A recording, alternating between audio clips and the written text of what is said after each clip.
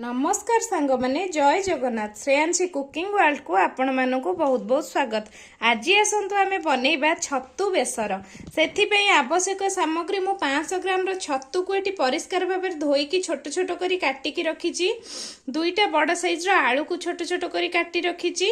आ मसला पई गोटे पियाज गोटे रसुण गोटे चमच सोरिष हाफ चमच जीरा आउ किछि सुखिला लंका रखीची राग हिसाब रे आउ गोटे चमच हलदी गुंड दरकार आवश्यक अनुसार लुण दरकार स्वाद अनुसार आउ किछि तेल। आसंतु सांग माने एबे प्रस्तुति प्रणाली को जिबा। वर्तमान आमे ए जो मसला गुडी को रखीचे ताको भलो भाबरे बाटी रखिबा। प्रथमे आमे छतु को भाजी नबा। एबे आमे गैस ऑन करी गोटे कढ़ई बसई सरचे 2 चमच तेल देई दबा सोरिष तेल।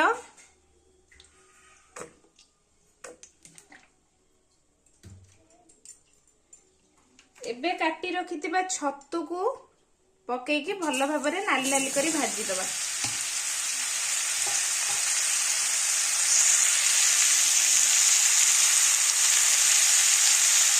टिके हलदी गुंड अल्प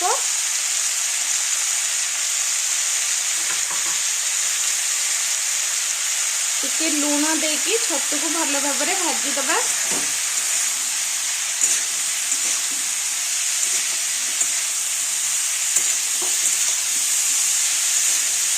एबे हमर छतु भलो भाबरे भाजी हे जेची। एबे आकु गोटे प्लेट को काढी दबा। एबे छतु भजा गुडी को हमें बाहर कर देचे। एबे सेही कढ़ई रे आउ 2 चम्मच सोरिष तेल दे दबा।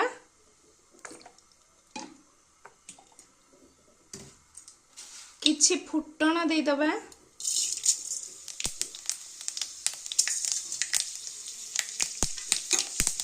फुटण भलो भाबरे फुटी आसिले किछि आलू को काटी के रखितिले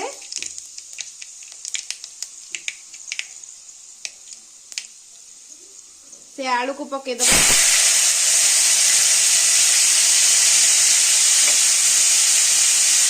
किछि हलदी गुंड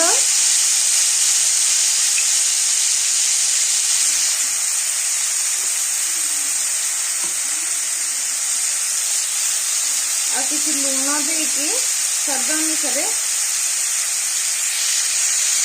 भल भाବରେ ताकू 2 मिनिट भाजी दबा।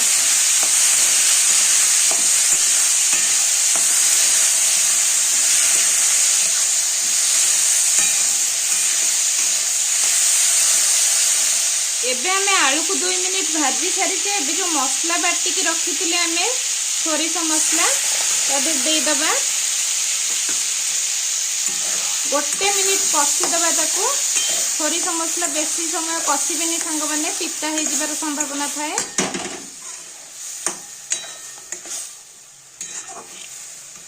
गोटे मिनिट कसी दबा तापर आवश्यक हिसाब रे पानी दे दबा। हमें मसला सहित आलू को गोटे मिनिट कसी सरचे। एबे आवश्यक हिसाब रे पानी दे दबा।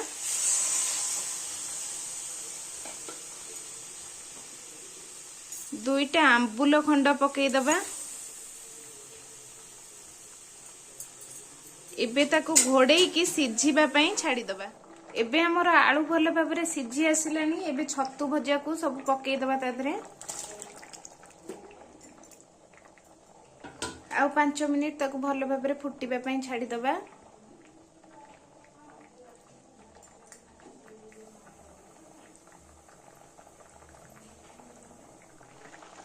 एबे हमर छतु तरकारी 5 मिनिट फुटिया परे छतु पकेकी पूरा रेडी हो जाची। एबे आसंतु किछि धनिया पत्र पकेई दबा। गैस रो फ्लेम को एबे ऑफ करी दबा।